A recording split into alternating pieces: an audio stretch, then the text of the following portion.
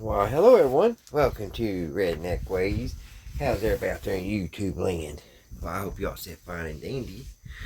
Tonight, guys, we're going to look at a pretty neat radio. But first, I just want to show you my new Hot Wheels. I've got actually a pegboard. And I'm going to hang my pegboard up and start hanging all my Hot Wheels and Matchbox on it. Because I am out of room and it's like I can't stop buying them. But I love them, so I don't think I should have to quit. What do you guys think? But anyway, you guys remember the Magic 8 Ball? But yeah, they had the Magic 8 Ball Hot Wheels. Ain't that cool? It's in purple. It's got the 8 ball right there. Looks just like the real thing. I just wanted to share it with you guys. It's the new 2025. Pretty neat stuff.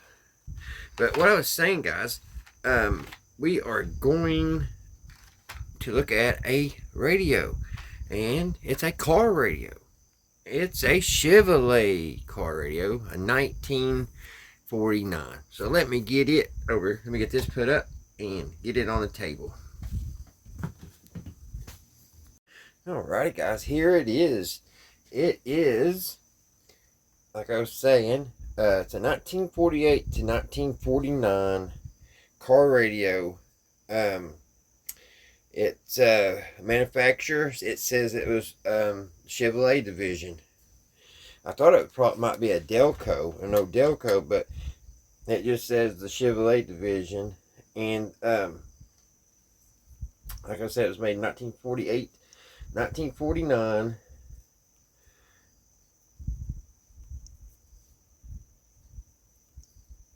And on the tubes, it has a 7A7, a 7Q7, a 7A7, a 7B6, a 7C5, and a 7Y4. It is model number 986241, and I'll put the schematic right here, which usually I can't read those schematics because they're usually kind of blurry, but you can see, kind of the layout. Okay, now on the tune circuits, it has 7 AM circuits, waveband. It's broadcast only. The power type and voltage. Now, I'm so glad I looked this radio up. If you're new to this hobby, guys, always look up your radio by the model number, manufacturer, however you can. Always look it up because it's always super important. This is the power type voltage. It says it is a storage battery, and for cars and something radio, but it's a 6 volt. So it is run on a 6 volt. And the loudspeaker, which I did not get with this. So I don't know. Hopefully I have a speaker, because I believe it says it's electromagnetic Diamac LS moving coil with a field coil in it. And it's a 6-inch, and it's some kind of big math problem. 6-inch and equals 15.2 centimeters. So, but it is a moving coil with field coil. Moving coil with field coil. So it's electromagnetic. We should have one around here. But that was the important thing. It is a 6 volt. Me and my father was talking when I bought this. He was with me when I bought this today at the antique store. And in the 50s now, he said that he thought the Chevrolets they kind of came up to 12 volt system.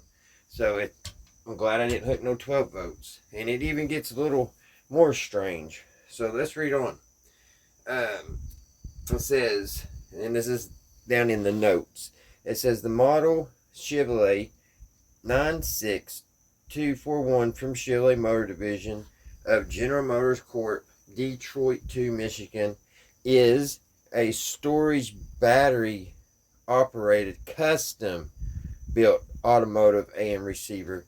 So this just had a 6-volt standalone battery. It didn't run on the 6 volts or 12 volts in the car with the car battery and the rest of the stuff, the headlights and everything. It had a standalone battery.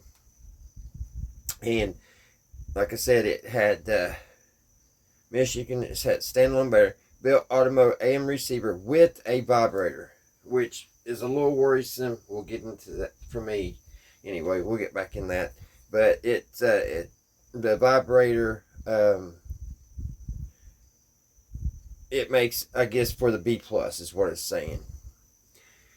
The circuit diagram reference, and it's just more radio diagnosis, so not really nothing important. But yeah, this has what they call a vibrator, and what it does, it generates your B plus. So it's going to generate, I say this radio will probably take about 80 to 90 volts DC, and the little vibrator side will generate that juice. Because I was wondering how in the world would a 6-volt battery generate 90. So that's what that's doing, and that's crazy. If that vibrator, I really never thought of it, but that little vibrator inside there, that is really generating some high electric. So I've had a couple of these, and I never fully understood the vibrator part inside of them. A lot of your farm sets, older farm set radios had vibrators and stuff like that. And I don't think they was around very long. I think they had came up with different ways of doing it. But why I'm saying it kind of scares me a little bit is because this ain't my first radio with a vibrator. Hold on 1 second and I'll show you the other one. This here is my 1950s airplane radio. And this also had a vibrator in it. And I didn't fully know what was going on, and I believe I put 12 volts to this, and it was probably only a 6-volt also.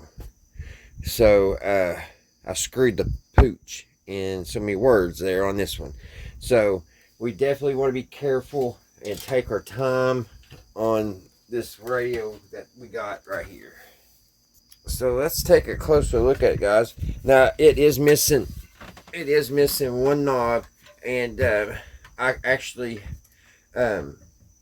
asked the people working at the antique store if they would call the owner and see if they would take anything off. He wanted $49.95, and I asked him if they could call, and they did, and he came down $10. I got it for $40 because of the missing knob.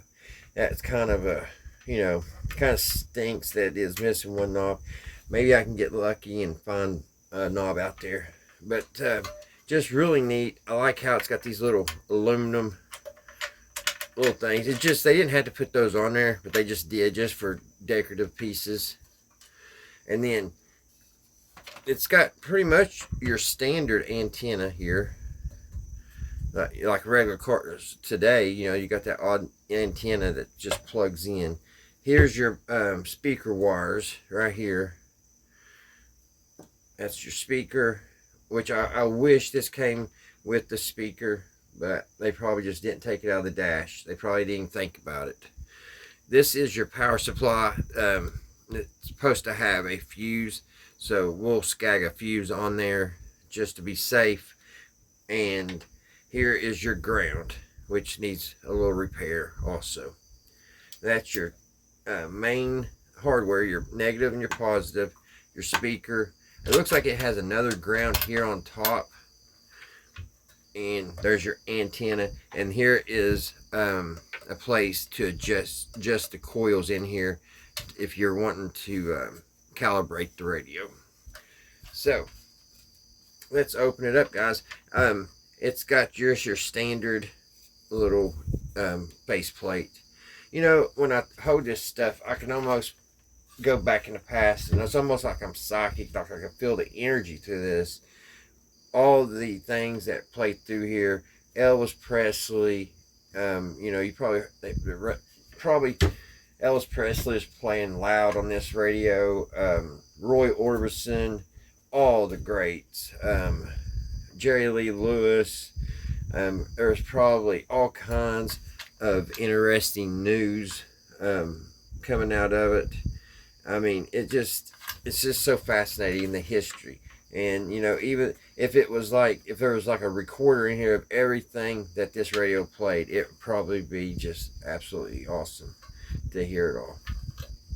But it has this little plate or a little thing on the back that holds it all together, and it's got these little tabs that all you got to do is just kind of push it over. Oh, right here's the serial number. They put it in brass.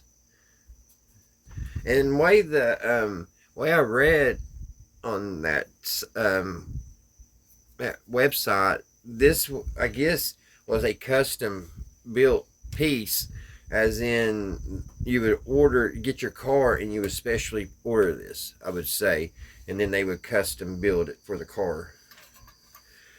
And it has another one of these little clips over here, and then this just comes off. It's a little rusty, but I think it'll clean up really good. Now here inside here, it's a super hat, if I didn't mention that. Here's a little bit of the information, and it tells Chevrolet Motor Company, Detroit, Michigan. So it means this is probably some really old Detroit metal. It's definitely United States metal. I always love when I have some real steel from United States. There's just something special about it. We used to have a steel plant here in our town up till about 4 or 5 years ago, and it was, you may have heard of it, it was AK Steel. And it was just so interesting because I used to, back in my younger days, I'd deliver pizzas, and they would order quite a bit, and I would deliver to them, and I would have to, when the big old, I don't know what you call it, but the pot, it held that big old liquefied lava pot, because it would move from one building to another, and you would think they would put both buildings close by each other so there wouldn't be no travel time, but no, it would be this almost like one of them big old earth mover dump trucks, and it would have this gigantic porcelain pot on the back of it, and you just see the stuff hot, red hot. But here it comes driving by, and I mean, if it was accidentally tip over and spill on a car, it would just melt. You'd just be nothing but it probably disintegrates you. But anyway, how in the world did I get on that spiel, guys? Oh, American Steel, that's what it was. But anyway, there's a little bit of stuff inside there, so not all stickers.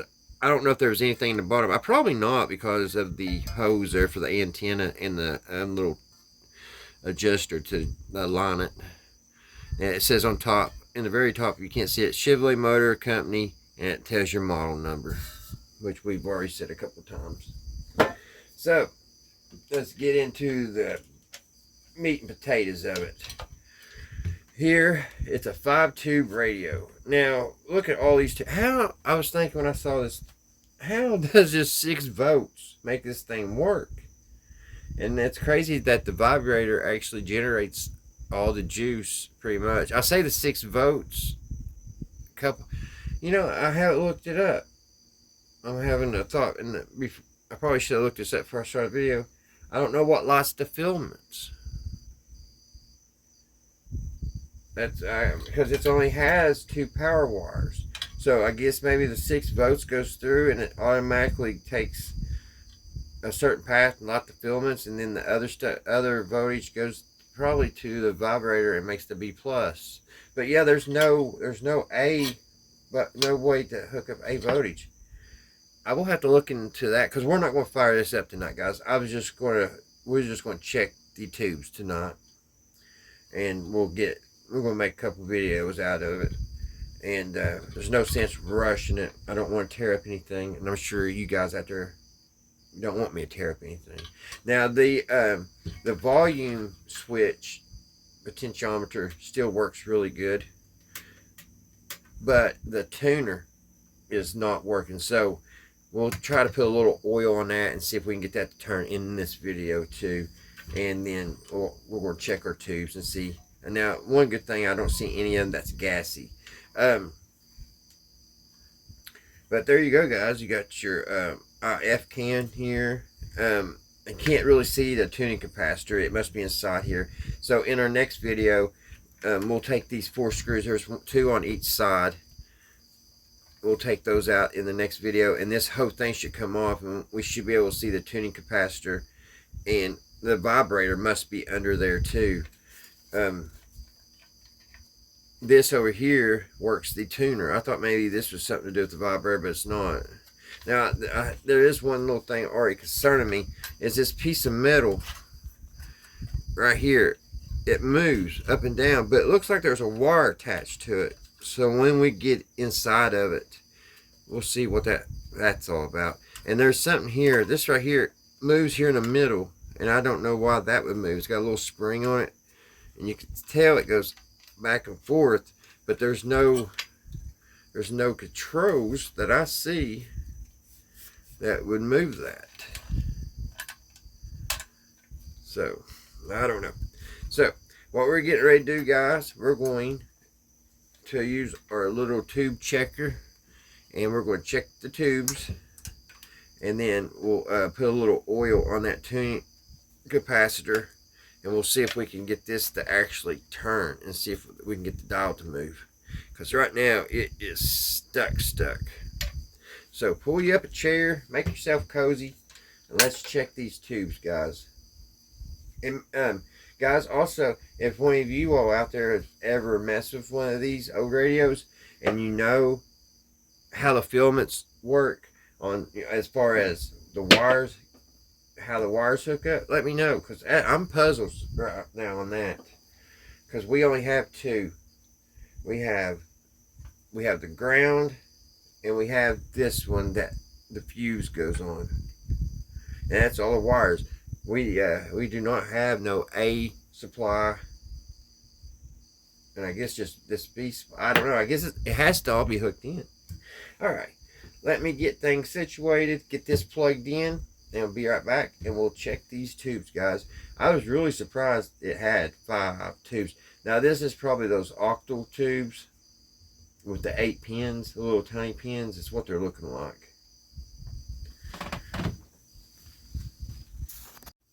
Alrighty, guys, let's check these tubes, see what they're doing.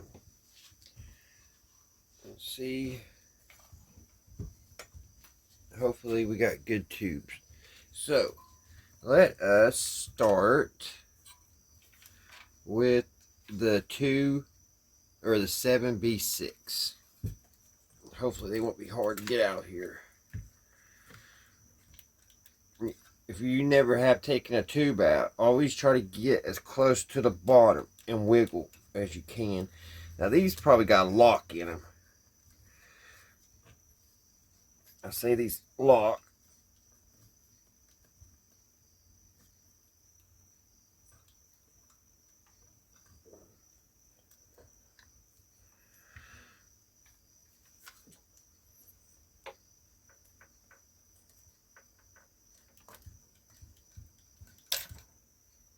There we go. That was pretty hard. I think they have like a locking thing. I'm not for sure. This is the 7B6.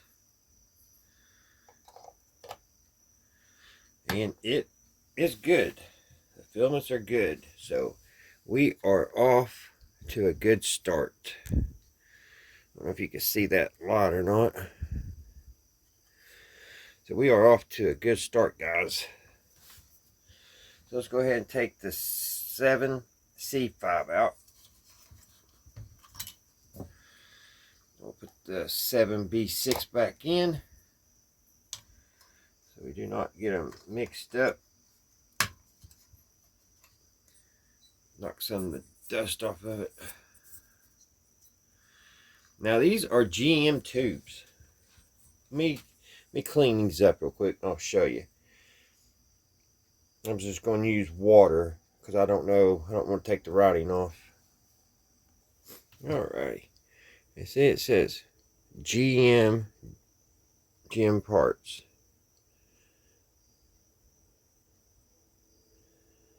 So, did General Motors make their own tubes, you reckon? I say they had them contracted out to be made. So let's check this one. This one's the 7C5.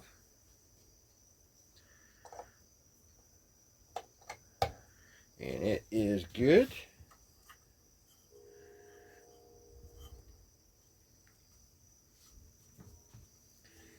Let's put it back in. There we go. Go to the next one. Wipe it off. This is the 7A7, and I just took a damp towel and just gently wiped it off, and it almost took that off. You gotta be careful. Some tubes are a little bit more, they're better, made. They kind of engrave the lettering. They use either that or they use a better ink. But on some like these, it don't take much to just smear it off. So let's check this 7A7. It's good.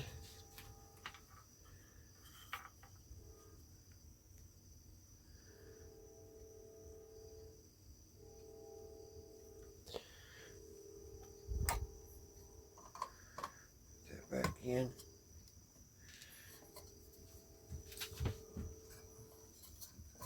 Get this other one out.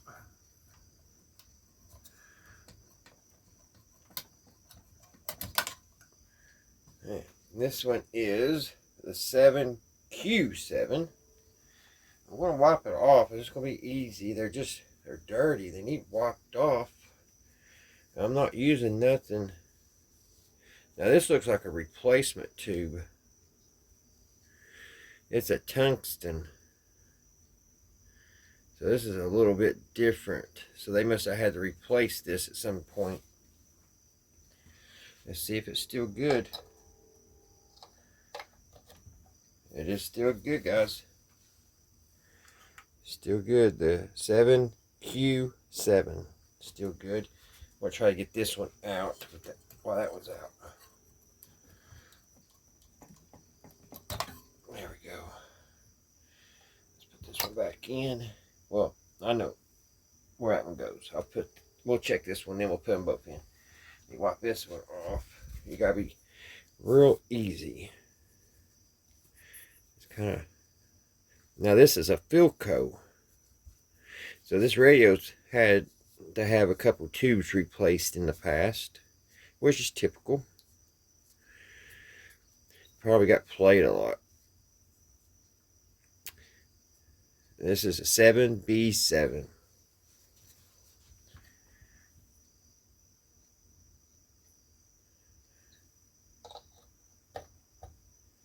And it is bad.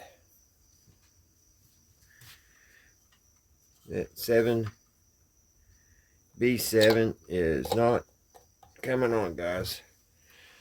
So, either the filaments are bad or the whole tube's bad. Let's check this other one. Make sure it's not that one came on good and bright. So let's check this one.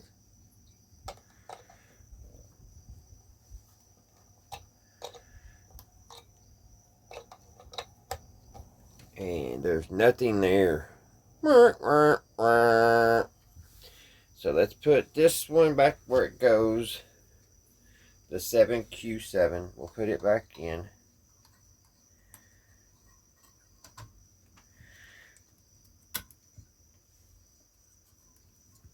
Okay, everything back in the way it goes. So, let me look up what this tube is. Okay, guys. The 7B7, it's pretty cheap, $13. Here's a picture of it. eBay has a few of them, and I think that one there, I think it's 14 altogether. But anyway, the 7B7 is a remote cut-off amplifier pinto designed for use as a radio frequency or intermittent frequency amplifier in AC A-C/DC and auto receivers. So I'm a little confused on all that. A-C, comma, A-C/DC. I don't know what that all means. But anyway, it's a pintoed remote cutoff vacuum tube. And I guess also amplifier tube. And it is dead in the water. So we will get one of those ordered, which 4 out of 5 ain't bad, I guess. So what we'll do, we'll just stick it back in. Actually, let me get my marker.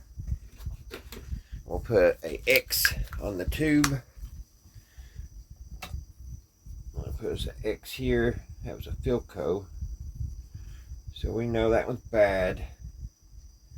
Now let's put it back in the radio.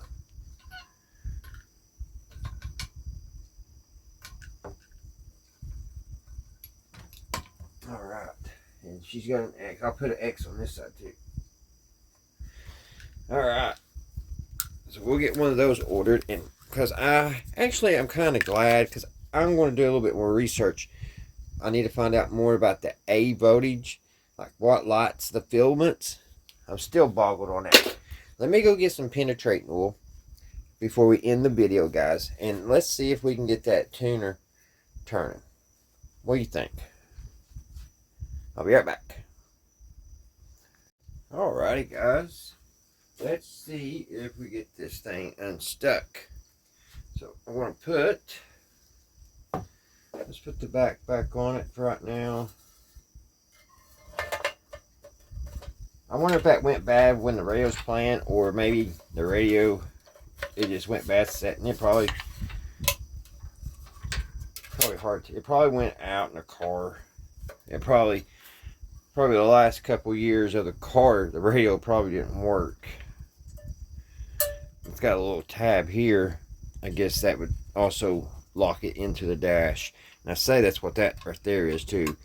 That probably bolted it to the top, and then that slid into a bracket and held it in there. So let's see, guys, if we can get this unstuck. We'll spray a little bit of penetrating oil on it, which I may have to take that off. I need to really get this off, this nut. So let me grab a wrench. I think these needle nose might work. Hopefully they do, because I'm getting tired going back and forth to the garage. Let's see. Oh yeah. Take this off.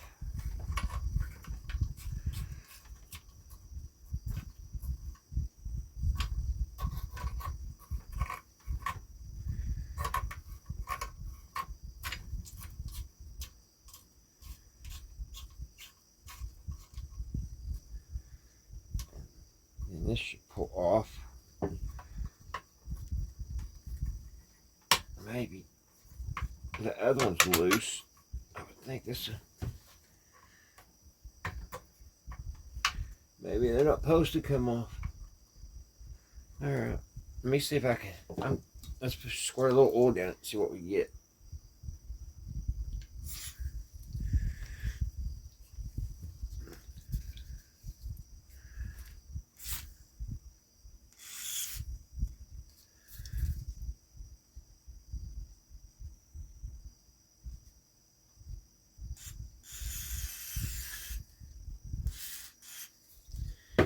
All right. Let's see if we can turn it. There we go. Didn't take much at all. Y'all see that moving? So the dowel string is still good. I was worried if the dowel string was broke.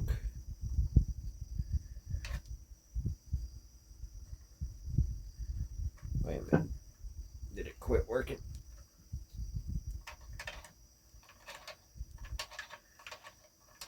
Is it moving?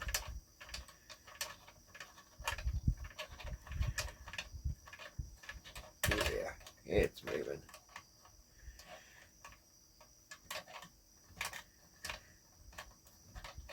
I'm going to have to find a knob. I probably could find one. It ain't going to match, but I do have one, that pattern, till we can find one. And while I'm ordering the tube, I'll look and see it on eBay. Maybe I'll get lucky and find a set of knobs for it. If I can find two that'll work on this, I'll just change both of them. Probably easier to find a set than it would just this one. Turn this back on, but it ain't wanting to have it. Alright. I'll get that off camera. Alrighty, guys. There we go. 1948-49 General Electric. I keep saying General Electric. General Motors Chevrolet AM superhat radio with one busted tube. Alrighty. Thank you guys for watching. I appreciate you all. Thanks. I'm going to take a second and thank all my subscribers. Thank you all so much for subscribing. You didn't have to, but you did. You pushed that little button. Thank you guys so much. And thanks to my non-subscribers. Thank you all for watching my videos. I sure appreciate you guys. I love sharing with you guys. And I always look forward to reading your all's comments. So, make them. Please. Good or bad. I don't care. Alrighty, guys. I hope everybody's doing good and everybody's doing well and everything's going your all's way. And until the next one, I'll see you right here at Redneck Ways. Guys, I'll be probably putting this on hold for a week or two till we can get the tube in and hopefully, luckily, some knobs. But if not, get the tube in and we'll see if we can get her to play. And I'm wondering if it has a bulb inside and if it lights up or not. Alrighty. If I make any more videos before the tube, maybe I'll make a video and we'll open it up and look on down. I probably will do that while we're waiting for the tube. Alrighty, guys. Until the next one. Bye, guys.